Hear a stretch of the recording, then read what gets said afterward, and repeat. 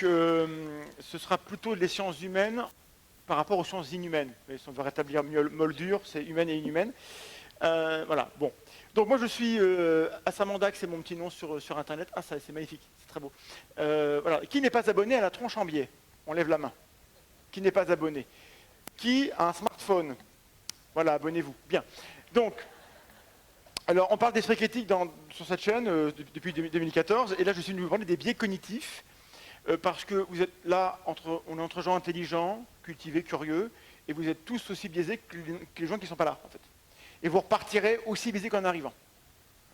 Donc là-dessus, pas de pression, il n'y a pas de... Voilà.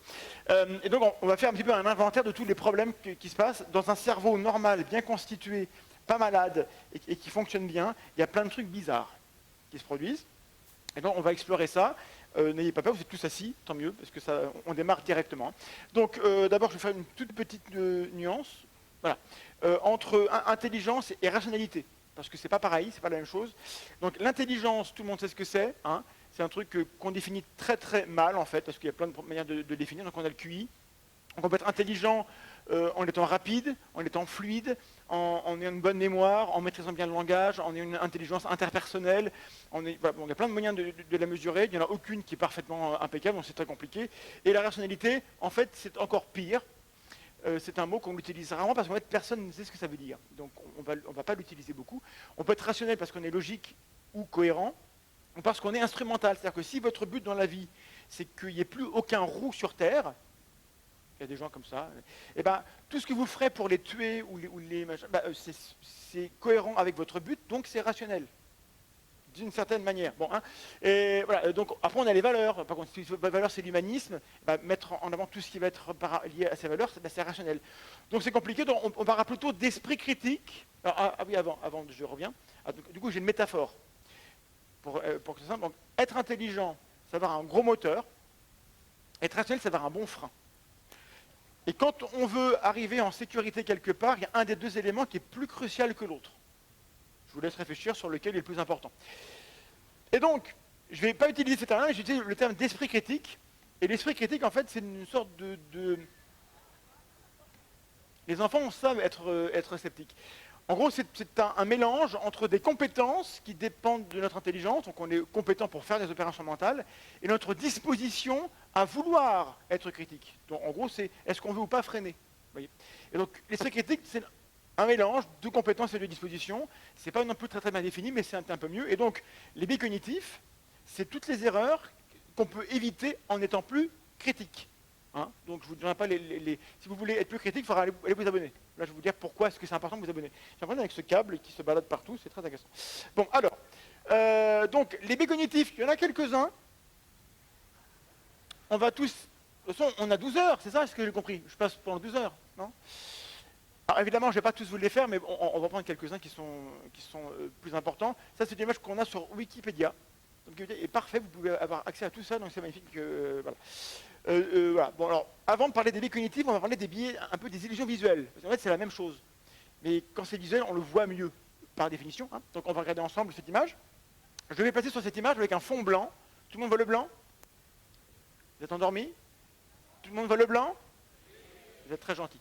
Sur le blanc, je mets 4 disques noirs auxquels manque un quartier.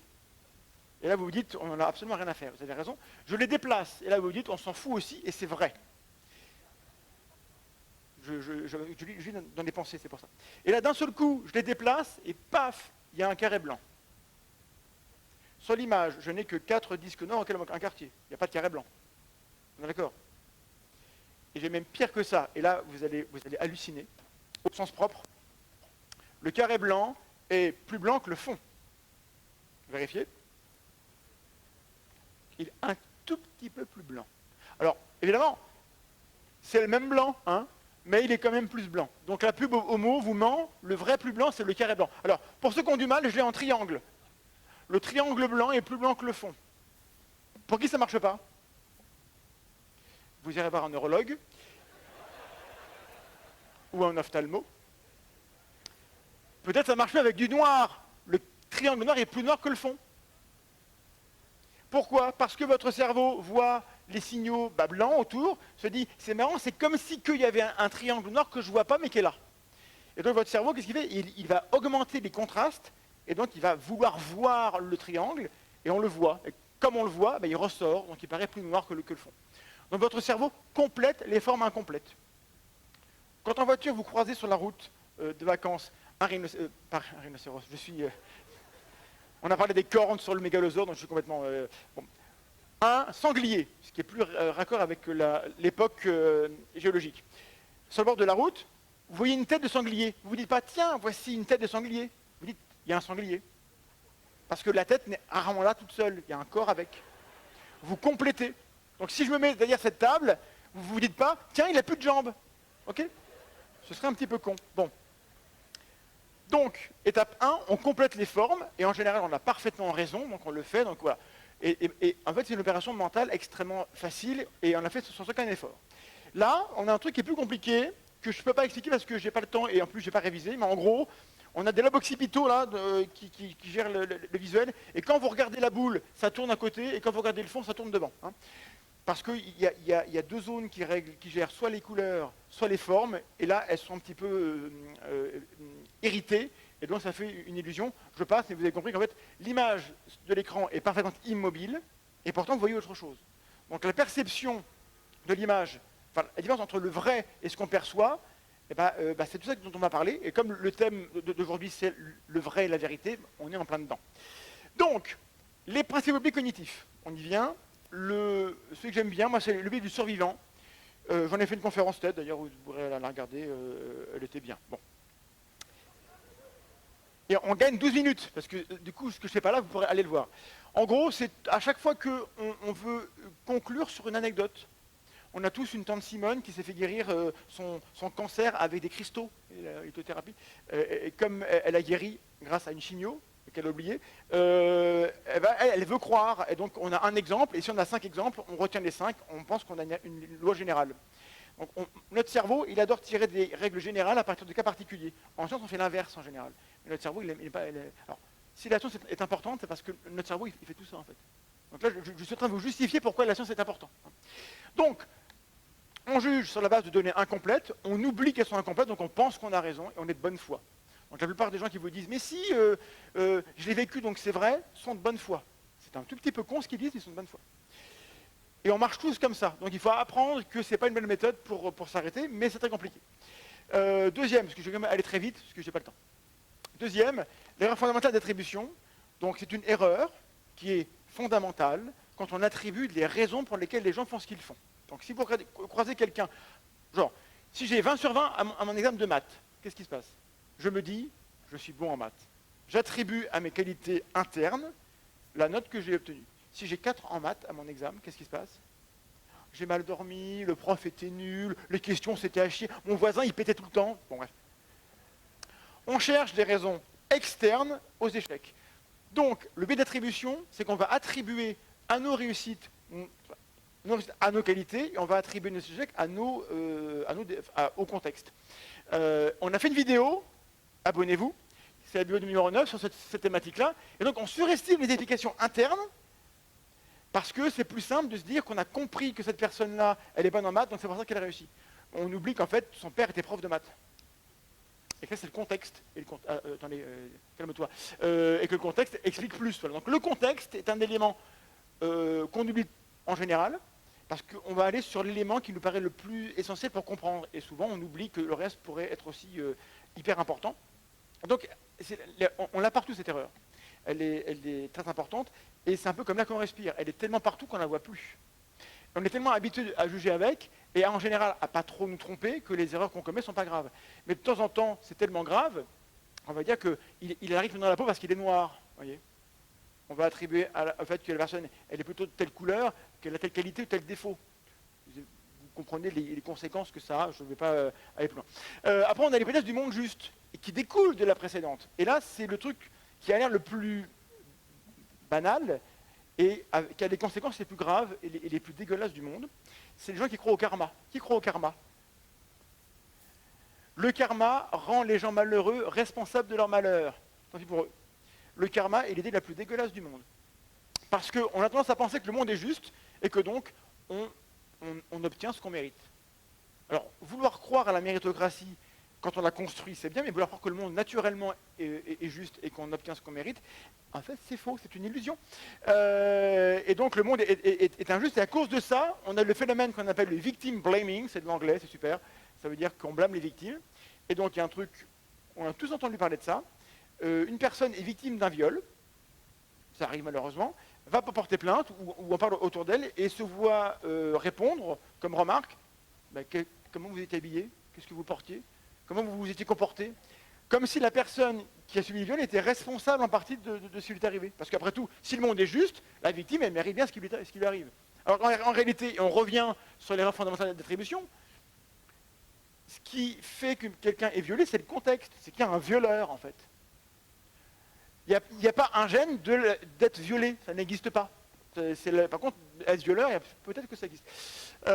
Donc, parce qu'on croit que le monde est juste, on va vouloir croire que les victimes sont responsables de ce qui leur arrive, et il y a une raison à ça, c'est que si je peux dire que la victime à qui c'est arrivé, elle l'a mérité, alors moi je suis en sécurité.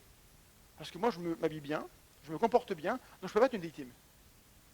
Donc c'est vicieux. Non seulement, si on les rend responsables, c'est parce qu'on ne veut pas être une victime nous-mêmes.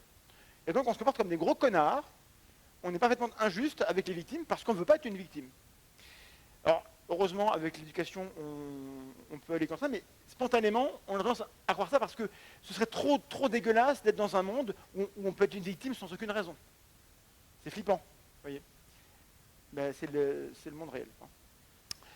Régression à la moyenne. C'est pareil, ça n'a l'air de rien, mais c'est que lorsque on voit des phénomènes qui se passent autour de nous, ou que les gens réussissent des exploits, en général, on voit des phénomènes qui sont hors du commun. Et on oublie qu'il y a le commun en dessous. Hein.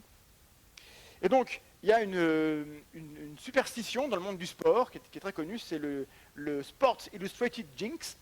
C'est un journal qui parle de sport, qui est très réputé aux États-Unis. Et il y a une rumeur, une légende qui dit que lorsqu'on fait la couverture de ce journal-là, l'année qui suit est une année où on est moins performant.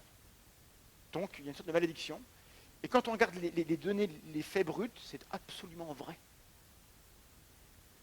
Donc, du coup, alors, est-ce qu'il y a une malédiction ou est-ce qu'il y a autre chose qui pourrait expliquer, comme par exemple la régression à la moyenne? C'est marqué au tableau. Hein.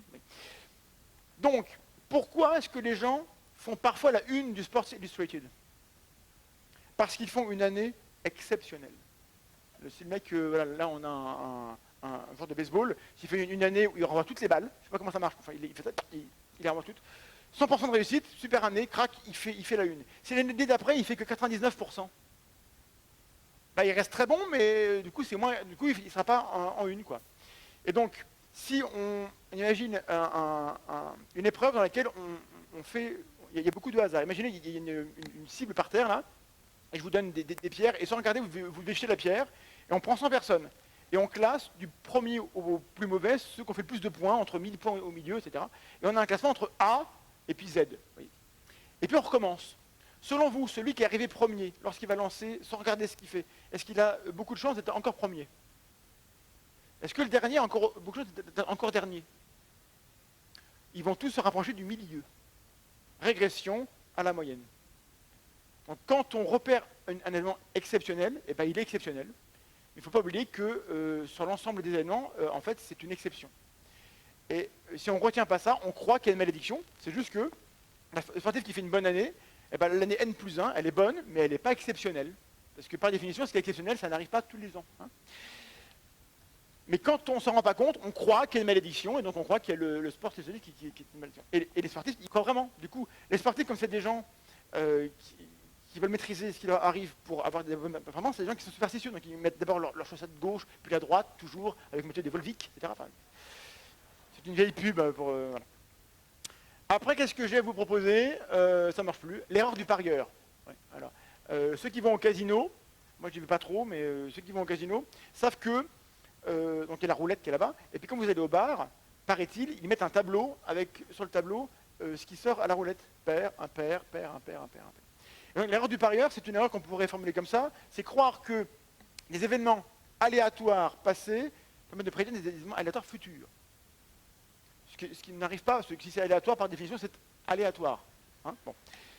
Mais si je vois écrit sur le tableau que la roulette est sortie pair, impair, pair, impair, impair, impair, impair, 6 fois impair, les gens prennent leur argent et vont parier sur pair.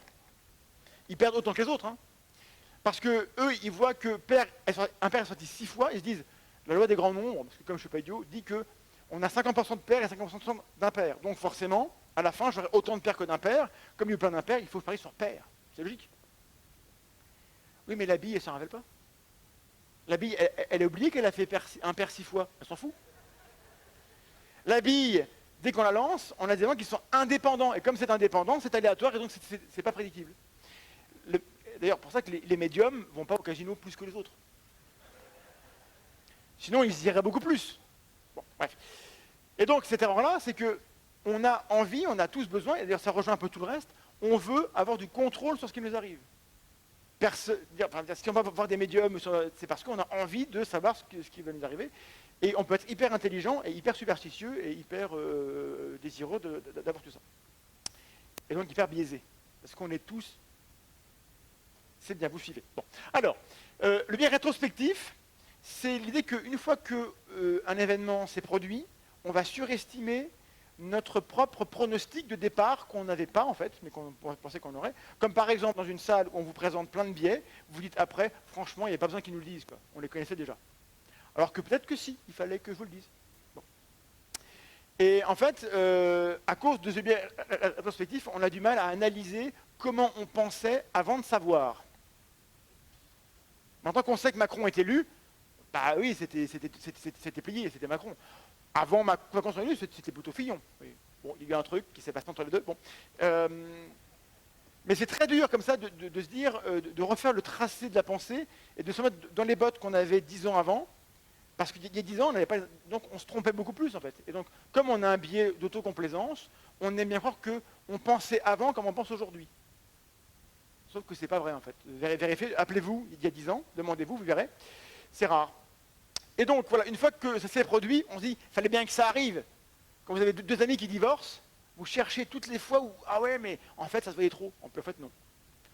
En fait on ne l'avait pas vu, mais après coup, vu que c'est arrivé, il fallait bien qu'on... Et là encore, parce qu'on veut imaginer qu'on a le contrôle et qu'on voit ce qui va nous arriver plus tard.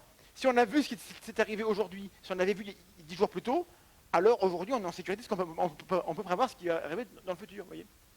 Non. Quand j'écris, c'est plus clair. Hein, acheter mes livres, L'ironie de l'évolution et Quand est-ce qu'on biaise. Bon. Illusion de transparence, c'est ce qui m'arrive à moi actuellement, c'est de dire que on a toujours l'impression qu'on a été clair.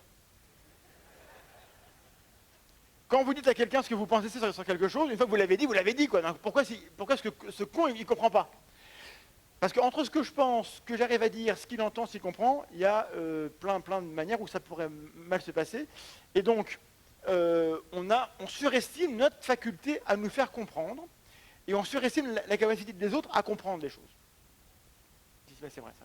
Donc typiquement, quand on demande à des gens, voilà, pensez à une musique, et vous tapotez le rythme de la musique, et vous devez faire deviner la musique à quelqu'un rien qu'en faisant le rythme.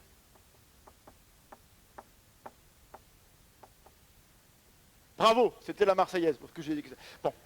Pour les autres, rassurez-vous, c'est normal. Moi, je sais ce que j'ai dans la tête, donc pour moi, c'est facile. Et donc, les gens qui pensent ça pensent que 80% des gens vont trouver la bonne musique. En fait, c'est plutôt 20%. Bon, vous êtes les 20%. Mais comme je connais les notes, pour moi, c'est transparent ce que je suis en train de faire. Vous qui n'avez pas les notes et que le rythme, c'est plus dur. Et bien, dans la vie de tous les jours, pour tout ce que vous avez à dire, c'est pareil. C'est plus dur pour les autres que pour vous de comprendre ce que vous pensez. C'est basique, mais si on le dit, c'est plus... Vous voyez ? Bon. Ensuite, il y a les préjugés. Alors, tout le monde sait que les préjugés, c'est mal. C'est mal. Qui n'en a pas ici? Il y a un menteur. Voilà. Bon. Les autres savent très bien que on a des stéréotypes, on a des modèles, on a des préjugés. La plupart du temps, c'est pas grave. Si en me regardant votre préjugé, c'est que je ne suis pas un athlète de haut niveau, c'est vrai. Je ne suis même pas vexé d'ailleurs. Hein, pas trop. Hein. Et donc, on marche avec des stéréotypes et en général, on tombe pas loin de la vérité. Et donc, avoir des préjugés, c'est pas grave parce qu'on marche comme ça tout le temps.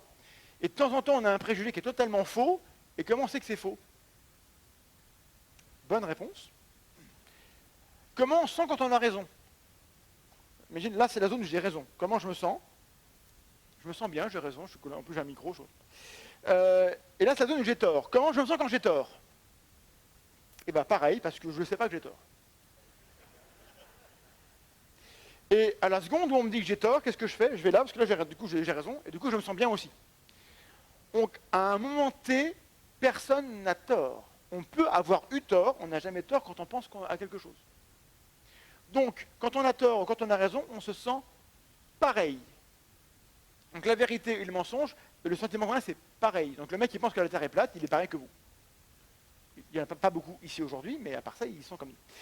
Et donc, on pourrait rajouter plein de biais différents. Donc, on a le biais de simple exposition. Le simple fait d'être exposé à une idée, elle va vous paraître vraie. Le simple fait d'être exposé à une idée, elle vous paraît vraie. Et quand on répète, ça paraît encore plus vrai. Donc, le simple fait d'être exposé à une idée, ça vous paraît très vrai. Voilà.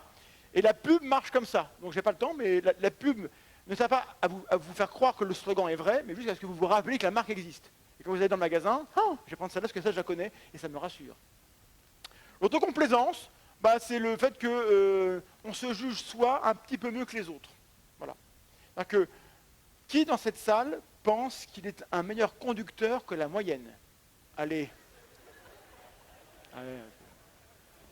C'est bon, voilà. 80% des gens pensent qu'ils sont meilleurs que la moyenne. Est-ce que c'est possible? Mathématiquement, c'est possible. Ça veut dire que les 20% qui restent sont des criminels sur la route. Comme ce n'est pas vraiment vrai, ceux qui ont levé la main n'ont pas forcément raison. Voilà.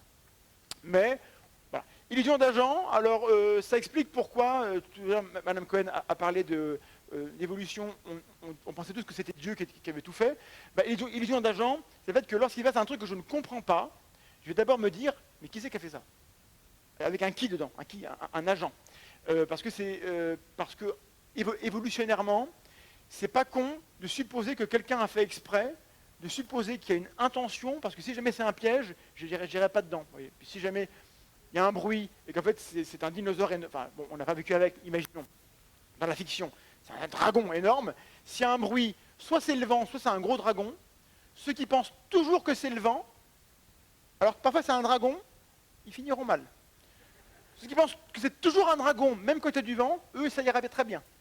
Donc, ceux qui font des enfants et qui ont des enfants et qui sont nos parents, c'est plutôt les paranos. Donc, on hérite des gènes de parano. Voilà. Donc, on va avoir tendance à penser que, donc, du coup, les conspirationnistes sont normaux. Hein? Corrélation illusoire, je n'ai pas le temps, ça ne m'intéresse pas. Voilà. Dunning-Kruger, ça c'est marrant. Dunning-Kruger, donc c'est M. Dunning et Kruger, ce sont deux chercheurs qui sont intéressés à est-ce que le fait d'être incompétent dans quelque chose a un effet sur notre degré de confiance? La réponse est pas autant qu'il faudrait. Je vais vous la faire en version vulgaire. Quand on est con, on en connaît. Quand on est vraiment très con, on est trop con pour savoir qu'on est con. Donc quand on est incompétent, on ne sait pas à quel point c'est compliqué ce dont on parle. Donc on a plein de gens qui vous parlent de la physique quantique pour expliquer l'homéopathie. Ils connaissent ni l'un ni l'autre souvent.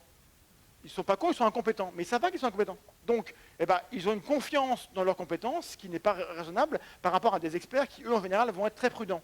Et donc Darwin disait déjà à l'époque, c'est plutôt la connaissance qui rend prudent et l'ignorance qui rend arrogant. Et moi, je sais que quand je parle... voilà. En fait, un test chez vous le dimanche en famille. C'est un bon lieu pour vérifier ça. Faites une liste avec le nom de tous les gens et faites la liste de tous les sujets sur lesquels ils sont absolument sûrs d'eux. Celui qui a le plus de points, c'est pas le plus intelligent. Dunning-Kruger. Donc, on pourrait en faire plein. Il y en a beaucoup d'autres, évidemment. Donc, je fais des formations là-dessus. Ça prend 2 jours, alors c'est compliqué, mais bon, vous avez en gros l'essentiel élément. Mais là, on pourrait se dire, mais comment ça se fait? L'évolution, depuis des millions d'années, sélectionne les individus et tue ceux qui sont trop nuls. Donc, pourquoi il n'a pas tué les cons? Parce qu'en fait, c'est pas que con, en fait. C'est des raccourcis mentaux. En fait, on comprend pourquoi. Le point commun de tous ces biais, c'est que ce sont des raccourcis mentaux qui marchent bien. Statistiquement, on a raison. Donc, avoir des stéréotypes, penser que les événements passés permettent de prédire le futur, en général, ça marche plutôt bien. Et comme la sélection, elle nous sélectionne dans des moments de crise où il faut penser très vite, Quand il y a un dragon ou un tigre de sable ou un mec avec un fusil, il faut penser très vite. Donc ceux qui survivent, c'est ceux qui pensent vite, plutôt pas trop mal. Et donc les biais font ça, permettent de penser très vite et d'être plutôt bien. Donc on est sélectionné pour ça.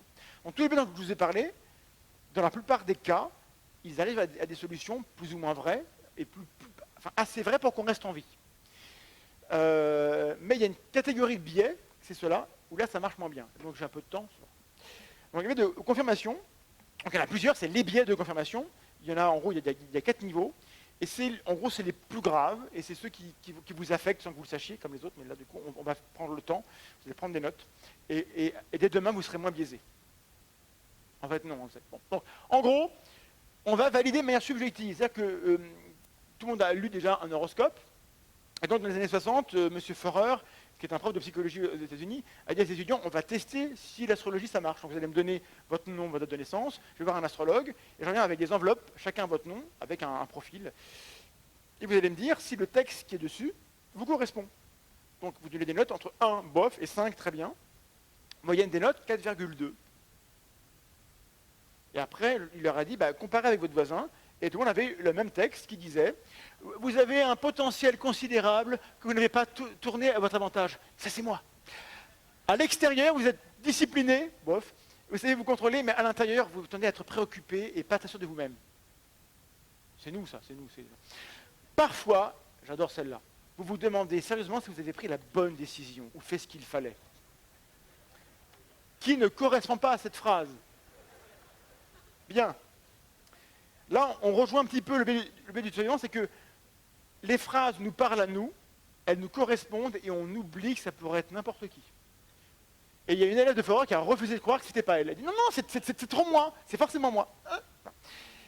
Alors si le texte disait vous sentez mauvais de la bouche et en plus vous êtes de mauvaise foi, voilà. Quand c'est positif et vague, c'est nous. Quand c'est négatif, bof. Voilà. Donc niveau 1, on valide subjectivement ce qui semble nous parler à nous, et on oublie que ça pourrait être n'importe qui. Étape numéro 2, on s'informe de manière biaisée. Les gens de droite ne lisent pas Libération. Les gens de gauche ne lisent pas le Figaro et Rivarol. Bon. Et quand on a accès à Internet, on a accès à tout ça, et on va consommer que ça parce qu'on n'a pas envie de voir le reste. Et c'est particulièrement pour les conspirationnistes, ils adorent aller voir que ce qui leur donne raison. À cause de ça, on a toutes ces conséquences, dérives sectaires, pensées extrêmes, théorie du complot, alors qu'on aurait accès au reste, il suffirait d'aller les voir. Hein. Donc dès demain, vous irez lire les gens qui ne pensent pas comme vous. Juste pour voir. Ça va vous permettre d'éviter d'être trop ancré sur vos convictions et de les mettre en question. Et peut-être que vous avez raison en fait. C'est pas grave. Mais si vous avez raison, ça peut se vérifier. Troisième niveau du biais, c'est d'interprétation. Donc même quand on va lire un truc avec lequel on n'est pas d'accord, comme on vient avec nos préjugés, on va juger différemment. Donc il y a eu une expérience qui a montré que lorsqu'on fait lire à des gens un texte, alors en gros on les a triés, les États-Unis, est-ce que vous êtes pour ou contre la peine de mort? Donc on a fait un paquet de pour, un paquet de contre, au milieu on les a virés. Et on leur a fait lire un texte qui parlait de ça, qui était plutôt pour ou plutôt contre, et à côté un texte qui montre tous les biais dans le texte qu'ils ont lu juste avant. Quand on leur fait lire un texte qui est plutôt pro-peine de mort à des pro-peine de mort, ils sont très contents. Et quand on leur montre le texte critique qui montre qu'il y a plein de problèmes, ils disent ouais mais bon quand même, les critiques ne sont pas tellement top. La même chose avec ceux qui ne croient pas, enfin qui sont contre la peine de mort, eux, ils pensent que les critiques elles sont parfaitement justes. Voyez, et quand on inverse, c'est pareil, ceux qui ont un texte contre la peine de mort, et on leur montre toutes les faiblesses, oui mais non quand même parce que le texte, au fond, il a raison, et c'est vrai. Donc, on va interpréter la valeur du texte, voire même ce qu'il dit, par rapport à ce qu'on croit au départ. Donc, on s'informe mal et on biaise ce qu'on lit, en fait. Le même texte va être interprété différemment par différentes personnes. Donc, on n'est pas sorti des ronces. Voilà, donc, bref, je passe. Et le dernier niveau, la mémoire. On se rappelle mieux des choses qui nous donnent raison. Quand on débat avec un créationniste, ça m'était arrivé dans ma jeunesse, j'ai arrêté parce que ça rend triste. Vous lui expliquez pourquoi son argument A est nul à chier. Bon, il semble avoir compris vaguement. Il passe à autre chose et vous demanderez, vous le recroisez sur les forums, parce que souvent c'est des forums, hein, et il vous ressort l'argument A, parce qu'il a oublié qu'il était faux. Je pense qu'il est de bonne foi en fait, il n'a juste pas retenu. Donc on est tous comme ça, on va avoir tendance à...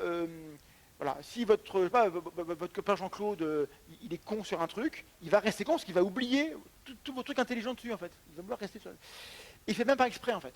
Donc il faut être gentil avec eux, il faut leur expliquer encore une fois, et après ça va rentrer. Donc il y a 4 niveaux pour lesquels, quand on croit un truc faux, on va vouloir y rester. Donc il se passe un truc qui est étonnant, c'est la persistance des idées fausses. Le cerveau humain, qui est quand même pas mal foutu, devrait nous amener plus vers le vrai. Comment ça se fait que la sélection naturelle n'ait pas tué tous ceux qui font ça, en fait? Elle les a gardés en vie. C'est bizarre. Alors, donc, pendant longtemps, on n'a pas su expliquer pourquoi on a ce biais dans notre cerveau, parce que c'est pas logique.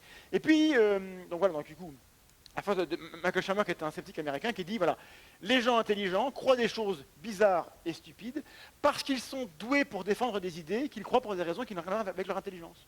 On peut être hyper intelligent, croire un truc con, et comme on est intelligent, on trouve plein de bonnes raisons d'y croire. Donc les gens hyper intelligents ont un gros moteur, et ils ne freinent pas. Et donc, le problème c'est que ce biais-là, il ne marche pas avec ce que je vous ai dit tout à l'heure, ce n'est pas un bon raccourci mental. Et donc il y a une théorie qui est arrivée, alors j'ai oublié la date, mais c'est 2 Français, c'est Sperber et Mercier, qui sont sur notre chaîne, abonnez-vous, qui sont venus nous voir, et ils ont une théorie qui s'appelle la théorie argumentative du raisonnement, voilà, qui est là, et donc je vais vous l'expliquer parce qu'elle est trop cool. Bon, étape 1, on défend nos idées même quand elles sont mauvaises. On est d'accord? On est de mauvaise foi ou de bonne foi, mais en tout cas on défend. Étape numéro 2, on critique les idées des autres même quand elles sont bonnes. C'est arrivé à tout le monde? Voilà. Étape numéro 3, par contre, quand un argument est tout pourri, on sait le voir. Même quand c'est un argument qui est dans notre camp. Voilà.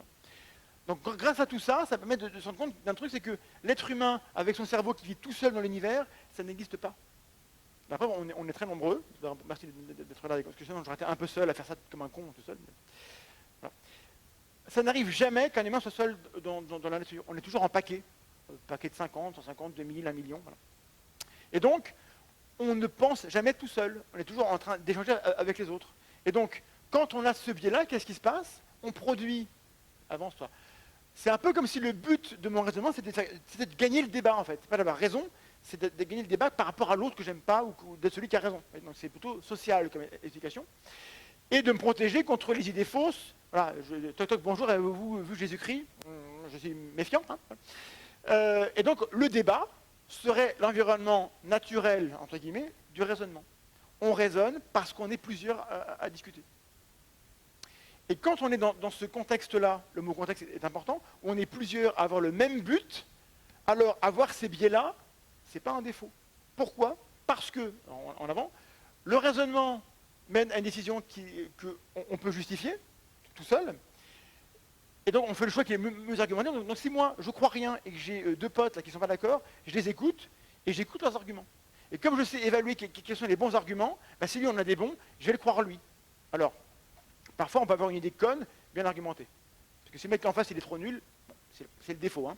Mais en général, voilà, toutes choses étant égales par ailleurs, si ça argumenté pareil, celui qui a le plus d'arguments, en général, son idée, elle est plutôt plus vraie. Ce n'est pas toujours le cas. Voilà. Bon, donc, voilà. Parfois, la vérité est dure à croire. Bon. Et donc, individuellement, on va avoir, à cause de ça, des raisonnements qui vont être circulaires. D'abord, je crois, puis je veux valider ce que je crois, parce que ça me fait plaisir. Mais collectivement, eh ben, on délibère, on s'entredit et on va faire émerger plusieurs trucs qui est quand même plutôt vrai. Et donc, en conséquence, est-ce qu'on ne serait pas une sorte de ruche humaine où on aurait une intelligence collective? Alors, ça ne marche pas à tous les coups, parce que parfois la majorité peut être très conne. Hein, mais, bon. Mais quand on est un groupe pas trop grand, qu'on a tous le même but et qu'on comprend tous ce que c'est qu'un argument, alors nos raisonnements individuels qui sont biaisés, qui sont circulaires, qui sont etc., peuvent construire collectivement des décisions collectives qui sont quand même plus rationnelles. Donc, même si on est biaisé à cause du biais de confirmation, en fait, on peut avoir raison, tout en étant, pour autant, tous biaisés, ce qui était le titre de la conférence. Et que, en fait, tout est très cohérent. En fait comme j'ai fini, je vais rester un peu plus longtemps, je fais durer mes phrases. Donc voilà. Donc je récapitule. Vous êtes tous un cerveau qui marche très très bien. Vous êtes tous des êtres humains très très beaux. Voilà, j'en ai vu quelques-uns, vous êtes très très beaux. Mais vous avez des défauts invisibles pour vous. Ils ne sont pas graves parce qu'en général, ils produisent des erreurs qui n'ont pas de graves conséquences. Mais quand la conséquence elle est grave, vous êtes comme ceux qui pensent qu'ils ont raison alors qu'ils ont tort. Peut-être que ça n'arrive. Moi je pense que non, parce que moi je pense que j'ai raison tout le temps, mais comme tout le monde. Mais quand on est là et qu'on ne le sait pas, la seule solution, c'est de se poser la question, est-ce que par hasard, j'aurais pas tort? Est-ce que ça vous arrive souvent de vous poser la question? Ben voilà, ben en gros, c'est la solution miracle pour que le monde aille mieux, c'est qu'on se pose, est-ce que je pourrais pas avoir tort? Et de chercher, est-ce que l'autre n'aurait pas raison? Et si on le faisait plus, ça irait beaucoup mieux, on serait tous un petit peu moins biaisés. Bonne fin de journée.